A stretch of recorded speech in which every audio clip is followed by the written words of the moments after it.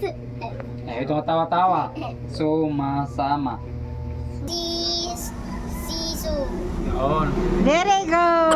Uy, palakpakan! Si. Ang puso. Sa. Aso. Ang. Panibagong araw, panibagong vlog. Welcome na naman ulit sa ating channel. So at dahil busy sila sa kanilang basa-basa guys, no, tinuturuan talaga yan ni Papa Odon minsan pag wala talagang duty yan si Papa Odon at hindi busy, tinuturuan talaga yung mga anak niya na magbasa. At dahil nagbabasa sila, ako naman dito ay nagbibideo-video sa kanila habang nagja-jogging lang dito sa loob ng ating bahay. Simula talaga sa panganay namin na anak, si Papa Odon talaga yung mahilig yan magturo na magbasa, magsulat sa kanyang mga anak. Ako dito sa bahay, taga-alaga lang ng mga anak. Eme, walang kanon, charing. Litaw guys, no, hindi kasi ako mahilig yan magturo sa mga anak ko dahil mainipin ako, tapos bugnutin pa ako, o tamad pa ako, o diba, magnegosyo na lang ako. Yan talaga yung talent ko si Papa Odon, mahilig yan siya maglambing sa mga anak niya, magturo talaga. Yung talent ko naman dito sa bahay guys, itong pagbubunga nga talaga, para mabingi silang lahat. Charing! Minsan kasi guys, no, tinuturuan ko yan si Alter magbasa, kaso lang, isang bisis, nag-away talaga kami. Tapos ayun, nainip na tuloy ako, no, tapos marami pa akong ginagawa dito sa tindahan, kaya ayan, hindi ko talaga yan siya minsan napabasa. Siya na lang nagbasa mag-isa. Tapos ayan, minsan si Papa Odon dahil ngayon ay wala naman yan siyang duty, mga ilang araw na yan siya hindi nakapag-duty. Tapos naalala niya na meron palang papabasa kay Alter, kaya ayan, pinapabasa nga niya yung anak niya. Mahilig talaga yan si Papa Odon maglambing sa mga anak niya. Yan na lang yung mga banding-banding niya sa mga anak niya ba. Yung pinapabasa, minsan kinakausap niya, kinukumusta niya yung mga anak niya, kung ano yung mga kailangan. Ganyan talaga yung kalambing si Papa Odon sa mga anak niya.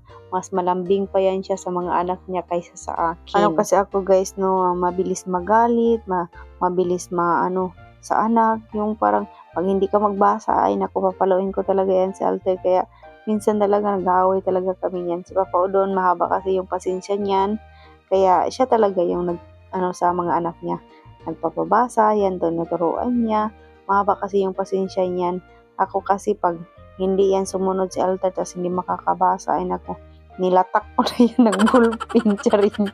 Oo, ganyan talaga ako minsan. Pag yung galit na galit ba ako ba, tapos hindi siya susunod agad, tapos pag may nabili, tapos pinapabasa mo, ay naku, kung ano yung naaanuhan ko na nahahawakan ng mga bagay, ay naku, pinapalo ko talaga yan. Katulad kanina na habang nagbabasa silang dalawa, si Alter naman ay nagpapasaway nga, nagja-jogging ako dyan sa likod. Tapos lumapit si Alter, gusto niya mag-jogging, nanginginig-nginig pa yung mga tuhod ko. Tapos tinutulak-tulak ako ni Alter.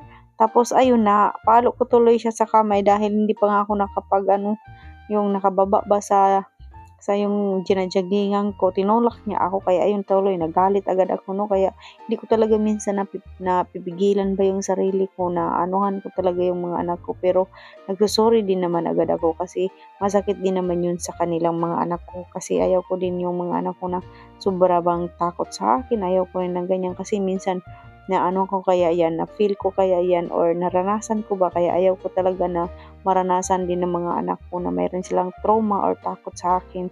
Kaya pag nagsasorry agad ako dyan sa kanila pag nasasaktan ko yan sila.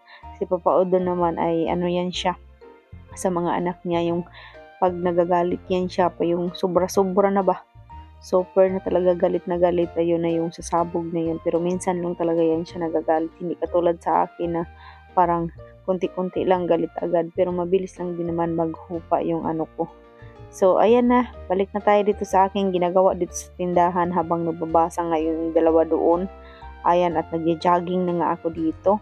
Kahit lang ako araw-araw guys, 1,000 step, okay na yun sa akin.